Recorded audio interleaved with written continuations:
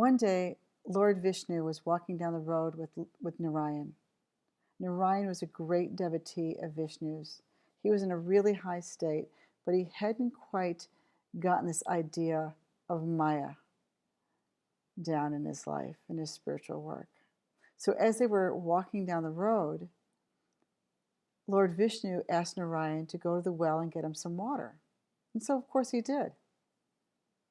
And while he was at the well, he started talking to a lovely lady. And they were getting along so well. And after quite some time, he realized, oh my goodness, she's everything I would want in a wife. And so he went to her father and asked for her hand in marriage, and he was given permission. He couldn't believe his good luck. He was ecstatic. Everything was aligning for him. He is exactly what he wanted, and so he married her. They had children. They had 4 kids, and they lived a very happy life. And then one year the monsoons came, and the rains just wouldn't stop. And before you know it, the village was swept away in the water. And also his family. He was so distraught, he couldn't believe it. He's calling out to Vishnu, help me, help me. And Vishnu's like, Narayana, where's my water? And he's like, but my kids, my family, the village. He says, Narayana, wake up. Where's my water? My name is Vishali Shahin. I live in Sedona, Arizona, where I have a tour company where I take people on the land for vortex tours and spiritual journey tours. I also do private counseling sessions on the phone. I love this story. It demonstrates amazingly well the fact that we are dreaming a dream of separation. We are living a life in Maya, whether it's the Hindus or the Buddhists, or even quantum physics will tell you that we are living in an illusion. Now, even quantum physics will tell us that we are being projected, like this is a projection. And of course, they're doing their work to kind of back it up to see who's doing this projecting. And when I hear this, I realize what they're really looking for. They're looking for source energy. They're looking for God. Now, we don't have to go that whole scientific route, but it does back up the fact that we are living in an illusion. We can have this direct experience of the divine, of who we really are, and we can wake up to that fact. At first, we are here, we think we are these individuals having an awakening experience. We're on our spiritual journey, we're waking up, and then we wake up enough to realize, no, we're part of the illusion as well. That the whole thing is Maya. I remember one time being in a chapel here in Sedona. It's a historic landmark. It was created by Margarita Stott in the 1950s, where she created a chapel in the rocks, in the red rocks of Sedona. It's a Roman Catholic chapel. But many people go there from all over the world. It's one of the highlights of people coming here. And that day, there were so many people outside the chapel, taking pictures, laughing, having a good time, doing the touristy thing. But inside the chapel, there were about 20 people. And now I had been in this chapel several times, maybe hundreds of times before. But for some reason this day, the veil dropped. And I'm looking at people. And I'm realizing that no matter who we are, no matter what nationality, what gender, what religion, no matter who we are all being called back home. And as I sat there watching people inside the chapel, some of them were quiet and in stillness, and some of them were just looking up at the crucifix because it's a Roman Catholic chapel. But they were just in their silence. And it hit me in that moment that we are all remembering. We are all remembering, no matter how busy we are, no matter how many concepts and beliefs we are. When we cut through all of that, we're back to the reality of who we really are. It's like we have this homing device in us. But we have all these concepts in the way. We have these ideas of these judgments, these concerns, beliefs, uh, shame, guilt, all the ploys of the ego. The egoic list is long. God is love, and the ego has a list a mile long of anger, frustration, jealousy, fear, anxiety. Uh, Ego, as I said, it goes on. But that is the shadow work, isn't it? That is the work we do to uncover who it is we really are. So we have all these ideas and concepts that are living in our being until we clear it enough to just get through. But like I said, there are times that everything just drops away and bang, there we are. And don't we want to stay there? So when we want to live our life knowing we are this, that's when we choose to do this inner work. And that we do this work really once we have this awakening. But I realized too that as I looked at these people, and of course we're all connected, but the fact is we are all connected. Even the most dense person on this planet, in our opinion, of course, that we look at and we go, oh man, those people, like, I can't even believe how they act and who they are. Well, first of all, they're a reflection of our belief system, but the fact is, no matter who we are, we're connected. And let's take, in our opinion, the most dense person on this planet. They're still 1.1% connected to spirit, and they may be 99% connected to their ego thinking. Doesn't mean they're not connected. It just means they're not able to let their intuition come through. They're not able to follow guidance, not while they're so fully engaged in the ego. I remember one time having this visual come upon me of we were like a pinball machine, and all our chakras, and of course the first, second, third, and fourth filled with a lot of our earthly concerns and beliefs and ideas and judgments and all the things that we can store, the good and the not so wonderful, that we store in our body or that gets stored in our body. But I remember like this idea of being a pinball machine where God's voice comes through. It's subtle, it's gentle, and we hear it and we know it. And of course, a lot of times we do follow it, and a lot of times we don't. So on those times that we don't, the voice comes through very subtle and we hear it, we feel it, we know. And then it's like a pinball machine where it goes bing, bing, bing, bing, bing, bing, bing, looking for a place to land, so we will follow it. And then boom, it doesn't hit, it doesn't land. Because there's too much of our work in the way, too much of our stuff in the way that we need to work on to let go of all these ideas, beliefs, and concepts, so that as we continue doing that and the voice comes through, there's less stuff in the way and we're more apt to listen. Because God's voice, as we all know, is subtle and quiet, and the ego's voice is a drama queen. It's very dramatic. And so we can sometimes let that override the subtleties, because we're still involved a lot with our ideas of being this individual with our own individual ideas and desires and wants and all of this. We're too identified with the ego mind. But lucky for us, the universe conspires to get our attention, because every single one of us is being called back home. And are we listening?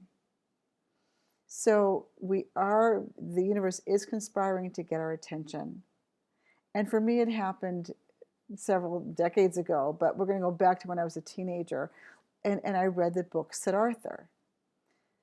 Now, Siddhartha is a book that I think woke up millions of people, and it woke me up. And I thought, wow, if Siddhartha can become the Buddha, if Siddhartha can become enlightened, so can I. And of course, that thought was it was a seed that was planted, because I immediately went right back to sleep. I was a teenager, had more karma to work out. But eventually I bumped into a Buddhist group, and this group said that they were a path to enlightenment, and just chant for what you want. So I thought, well, that's great.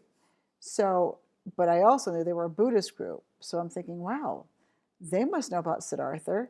I'm going to, find out where their living Buddha is. So that was my main question. Where's your living Buddha? And they would say to me, don't know, but keep chanting about it. I'm like, but you're a path to enlightenment, so where's your living Buddha? Maybe Japan. We don't know. Just keep chanting. I thought it was a strange answer, but That's what I was getting. And anybody I met that was new to me, I would ask the same question: where is your living Buddha? I eventually left central New York from where I was originally, and I went to California, to San Francisco. And I figured, oh, bigger city, more sophisticated people, they'll know. And so I asked, where's your living Buddha? And they said, I don't know. I kid you not. I'm like going, oh my God. And their answer to me was, keep chanting about it. So I must have been chanting about it, because I ended up getting a phone call from a friend of mine. And she said to me, do you want to go over to Oakland and listen to some talk about some lady guru coming to town in 2 weeks? I thought, sure, I'll go. And I went. I'm listening to them. It was a monk that was talking about this teacher. And I'm listening, and I'm like, my goodness, she sounds enlightened. So after the program was over and everybody left the hall, I went up to the monk and I said, she sounds enlightened. And he said, yes, we call her our living Buddha. And I was like, wow, that's all I needed to hear. 2 weeks later, I was there. And that was my path for decades. It still is. I mean, it's just, you know, it was an amazing experience. So now the fact is that I did bump into that monk about a year later. And I said to him, do you remember me? And he said, I do. He says, I have never called her that before that day, and I have never called her that since that day. He said, that was for you. And I said, yeah, I know. Because I had been around a full year then. And again, like I said, a few decades later, we don't call her that. So that was for me. The universe was conspiring to get my attention to get on this particular path. So look at your own awakenings. What happened that seemed very magical, that all just lined up for you, that just happened? The universe is conspiring, thank goodness, or else what would we do? We would just be so enmeshed in Maya beyond ever being able to get out of it. And yet we are being helped out of it. And it's our remembrance that brings us forward. We've all had some kind of an experience that has brought us to this realization that we're more than just this body. Whether it's a near-death experience or out-of-body experience or something like that. And maybe you haven't had one that was that visceral, but the realization that you resonate with these stories is also a remembrance. But we've had these experiences as this knowing. And once we have that, now we have choice. Before that, we're on automatic. But now we have choice. And when we have choice, we get to choose. Do we spend more time with our ego mind, or do we spend more time choosing to go towards our higher self? The more we choose our higher self, we are literally changing the chemistry in our brain. We're changing the neuroplasticity of our brain. Because when we get triggered, it's an automatic firing of a synaptic connection. It's over. But if we want to shift that, we can by intention, by just really moving that over to our higher self's point of view and making that intention to no longer be triggered automatically. And eventually that neurosynaptic connection makes a new one so that when you see that old trigger, it doesn't trigger anymore. You hear people say that once they're awakened to whatever degree along the way that we're awakened, that they can't go back to the previous way of being. And the fact is, you're right. We can't go back, which is a great thing. And the reason why, we've changed our brain chemistry. The neurosynaptic connections are now different. They're now really other pathways that are bringing us back home. So just like Narayana was involved in his dream life, just by going to the well for Lord Vishnu, we are involved in our dream lives too. But we can often, if not always, take the ego voice for who we actually are until we don't. but we think it's us. This is where this over-identification comes from. I'm angry, I'm upset, I'm jealous, I'm fearful, I'm concerned, I'm panicking, I'm, fearful. I mean, we take this to be who we actually are. But who are we describing when we're using that terminology? We're sure as heck not describing our higher self. We're not describing the God within us. We're describing our ego mind, and it's not us. It's the overlay. It is the overlay that keeps us from this reality. So when we start to really wake up to even being identified with this ego, how do you stop identifying with it when you think it's actually you that's upset or you that's angry? I love one of the teachings in the Course in Miracles, which says, which inner teacher are you listening to? Your ego or your higher self? Your ego or your God self? Now, we do both, don't we? But what's the percentage of time you spend with either one? I'm going to make this up. Maybe, well, let's say you're 70% ego, 30% spirit. And as we continue choosing spirit, it's 50-50, then it's 70 spirit, 30% ego. But we are so triggered in believing this ego mind that we honestly don't even always catch ourselves. So when we're really astute to when the ego shows up, we can change over to the higher self's way of thinking. And that's our practice. So how much time you spend really is the work. Another thing that the Course says that I really appreciate is the ego is at best suspicious and at worst vicious. Now, people, when they hear that, might say, well, my ego's not vicious, I'm not suspicious. No, that's because that's when you're with your higher mind, you're not. You are in alignment. But when we are with our ego mind, we are at best suspicious, at worst vicious. Take a look at the outside world right now. Look at what's going on. Yes, it's the shadow coming up to be released. It's the shadow being up to be healed. It's a lot of darkness that has to come up to be let go of, so more and more people can choose otherwise. And as you see that, you can see that whether you call it the shadow or the ego mind or whatever it is, the fact is, what is being described here, at worst vicious, at best suspicious, that is what's happening. The ego can be very vicious. Take a look at what's going on even with politics right now. It can seem very insane. Or COVID. People they've taken sides. They're very polarized about these kinds of things. And okay, that's fine. But take a look at the fact that we are really responding and reacting from the ego's point of view a lot of the times. But the more and more we can see all of it is Maya and waking up from it, then we can allow that shadow work just to happen so easily. So what happens in a world that we think we are separate from love? What we see is what happens. And we are all returning back to love. And how much of that are we still contributing? If we're projecting anything on the outside world, we're contributing to the unconscious collective. But if something comes up in us and we don't want it to be shared with the collective unconscious, working on it, letting it dissolve, not labeling it with a story, because that's a great one. I'm feeling this way because of you, usually, is we're usually blaming something on the outside, right? I don't like how I'm feeling, so somebody else has to be at fault for it.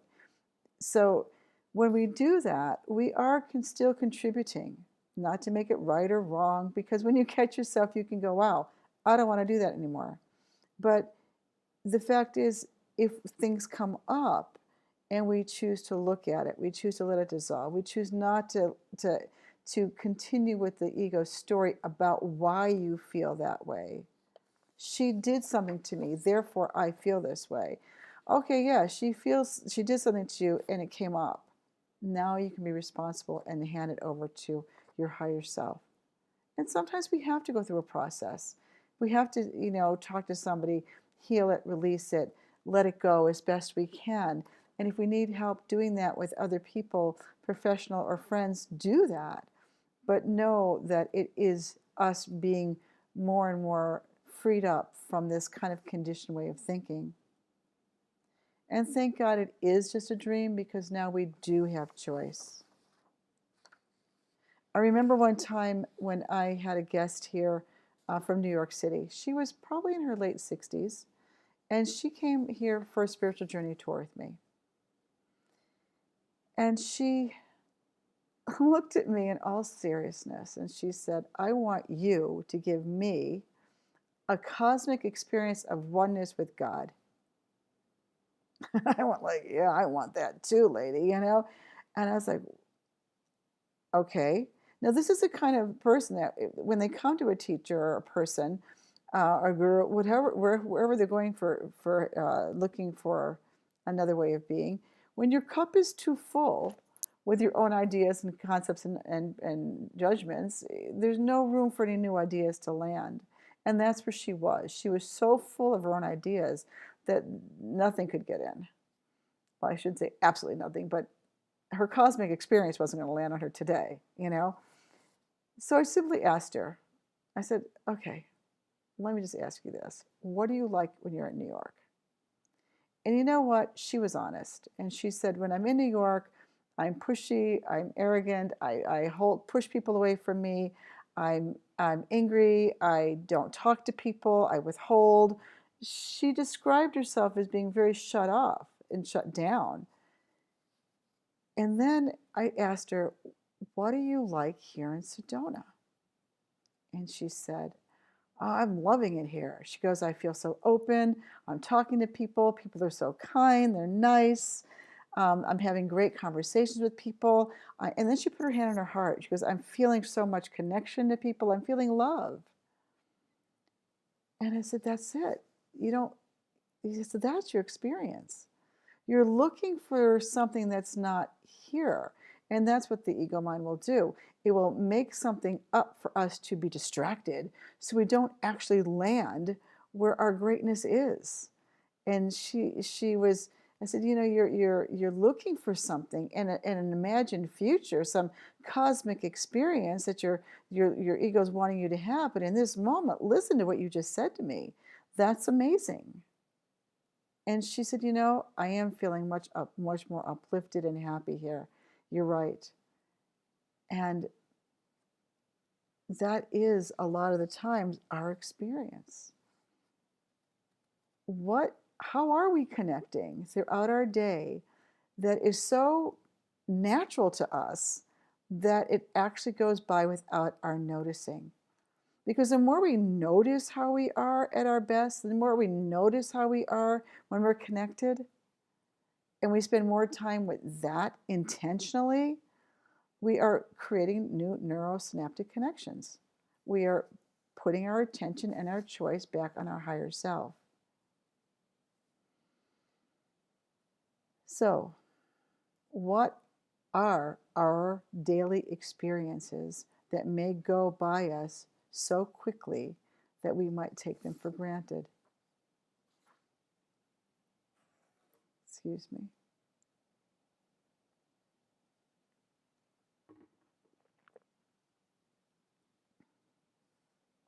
I'm going to offer you an exercise here, and it'll lead into a meditation. But the exercise is to really get in touch with how you are at your best. So how are you when you're at your best? Even shut your eyes for a moment and take that in.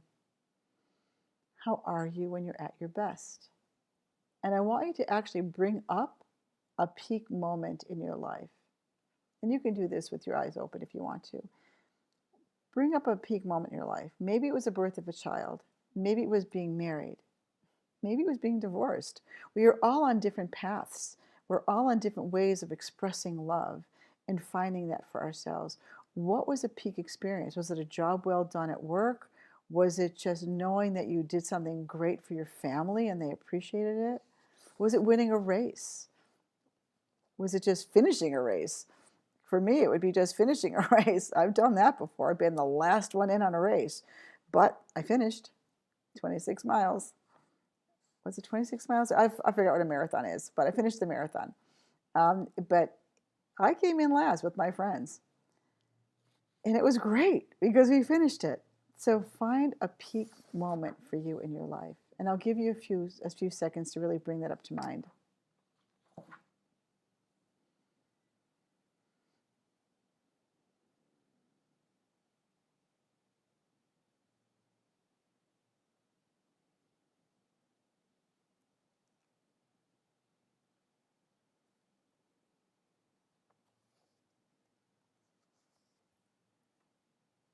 So bring to mind this experience, this moment in your life when you were at your best. And we'll bring this into a meditation. If you're new to meditation, whether you're sitting with your legs crossed on a chair or your feet on the floor, just be comfortable with your back straight without being rigid. If you're used to meditating, just get into your best meditation posture. And you can just put your hands gently on your lap, one on top of the other, whatever is comfortable, so that you can just focus in.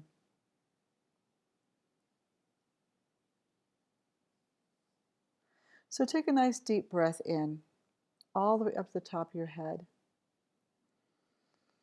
And as you exhale, let that breath relax you all the way through your body.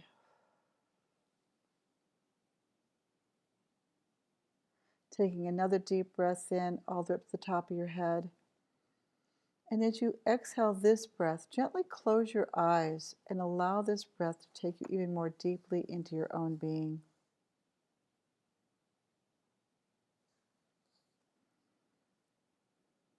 On your next breath in, breathe in, knowing that every breath you take in cleanses and every breath you exhale relaxes you more deeply and takes you to that still place where our authentic experience is, where the silence of our being lives.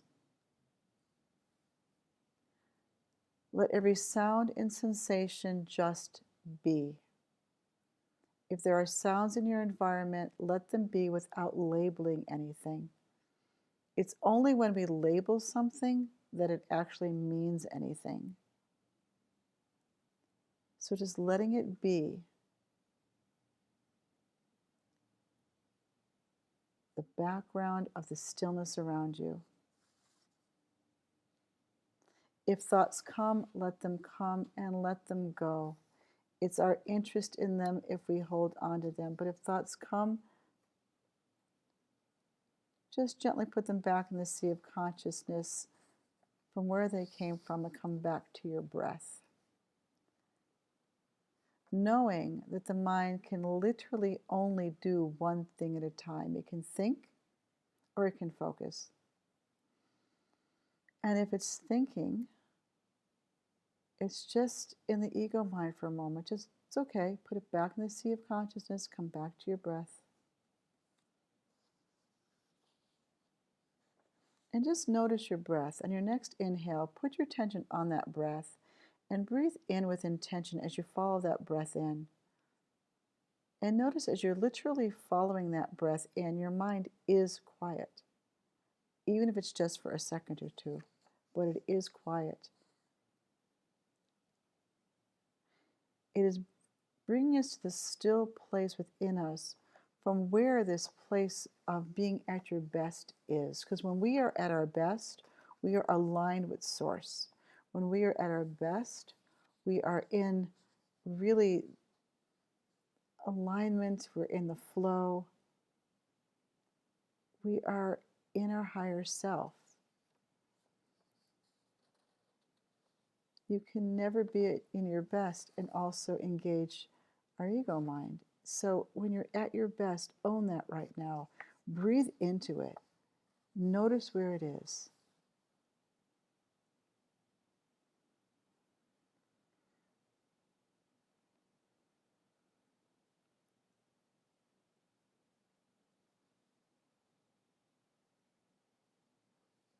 Notice as you bring in this experience of how you are at your best, notice if there's any shifts in your breathing, if your shoulders might go back slightly, if your posture gets different, if you feel lighter inside, if you feel more uplifted. And note the energy of that upliftment. Does it start in your solar plexus? Does it move upwards? Is it in your heart? Is there vibration, a scintillation? Does it move up your body or down your hands? Notice. Or just notice, does it just want to be a presence within you? But there's some way in which being at your best lives in your body. In this way, we are also remembering who we are really. We are the greatness that lives within us. We are the flow. We are the empowerment. We are the grace.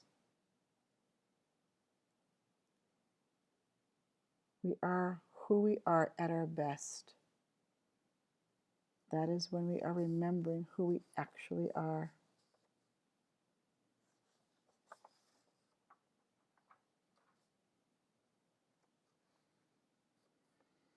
So breathe into this, breathing in and breathing out, letting this experience just run through your neurology, through your being, and stay with it. Also notice, is there a gesture that wants to be made, even with your eyes sitting there, with your eyes closed? Do you have like a gesture that you want to make with your hands or your body? Do that.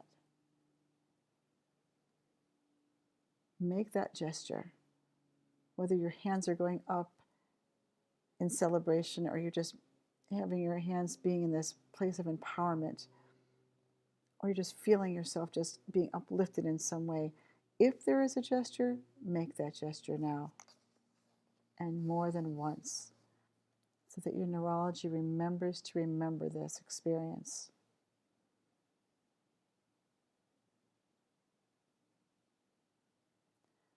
When we are at our best, we are with our higher self. And from this way of being, anything for you is possible. There are no obstacles when you're like this. There are no blocks when you're at your best.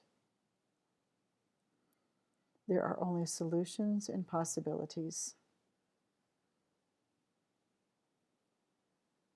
From here, nothing can touch you. Only strength and connection to Source.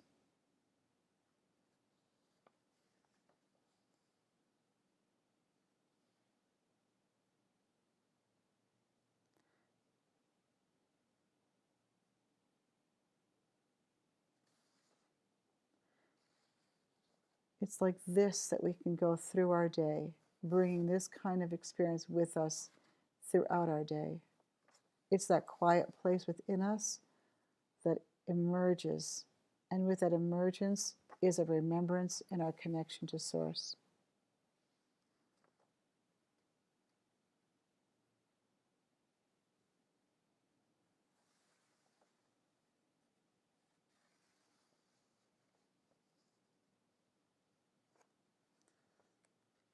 So continue to deep breathe into this experience of how you are at your best.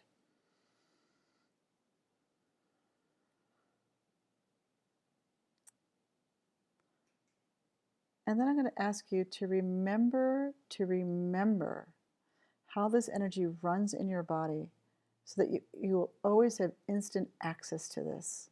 So take an inner snapshot of how this energy runs, what your gesture was, do it again, and remember to remember how this experience is in your being, because this is who we are as we remember our higher self, as we remember that we are our higher self.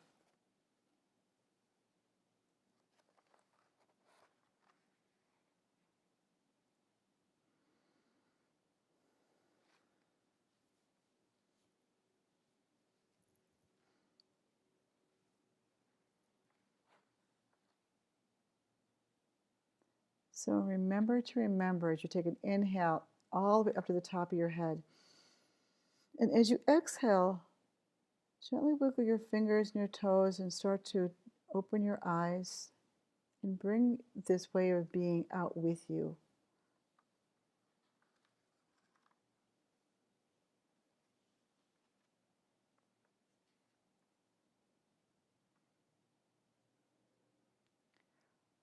Welcome back. So we're all on a journey of remembrance. And as you bring this experience of who you are at your best with you, from this point of view, it's easy to choose our higher self's point of view. It's easy to switch our thinking over when we're coming from this point of view at your best. We can change our brain chemistry. But just know how easy and how easeful it is to just be in your world from this point of view, choosing. And bring this into your daily life.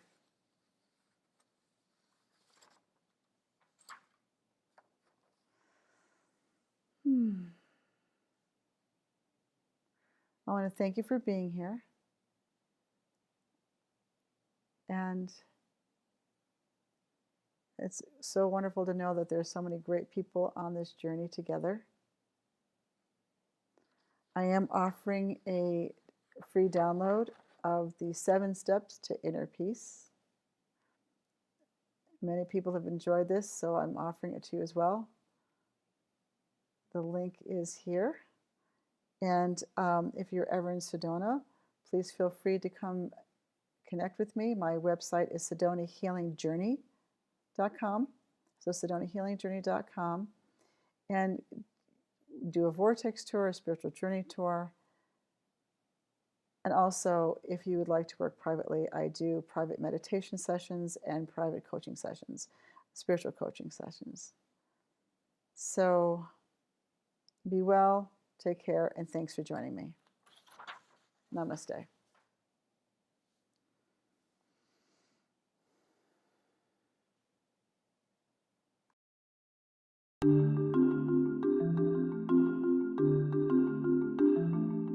What is life? What is death? What am I doing here? Who am I without? I sat up in bed and I realized in that instant of sitting up in bed and breathing, I went, like this breathing in air. I realized I hadn't been breathing the whole time that I would have been in this experience. And I made that sound so loudly, it woke Tony up. And he sat up and said, "What's wrong? What's wrong?" And I said, "I don't know, but my life will never be the same again." It got bigger and bigger and brighter until it was filling in every direction, and it was made up of lights and flames and white, and just got closer and closer, and then all of a sudden it hit me.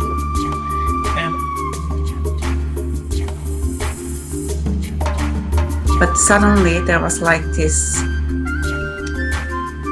kind of like this portal just opened, that there I could just sense that I have access to all the information in the universe.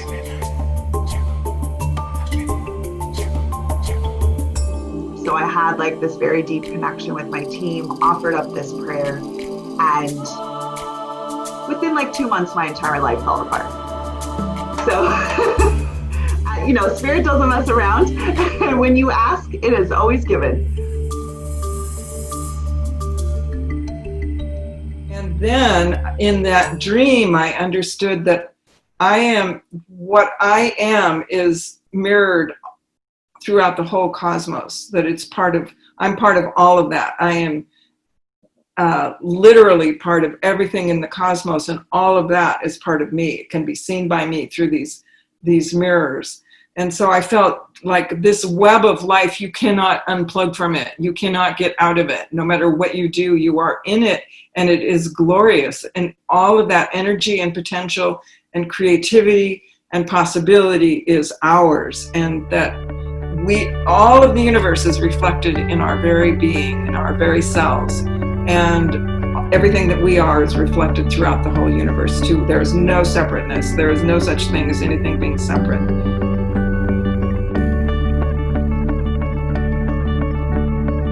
2020, what a ride. My life is 100,000 times better than I ever imagined it could be.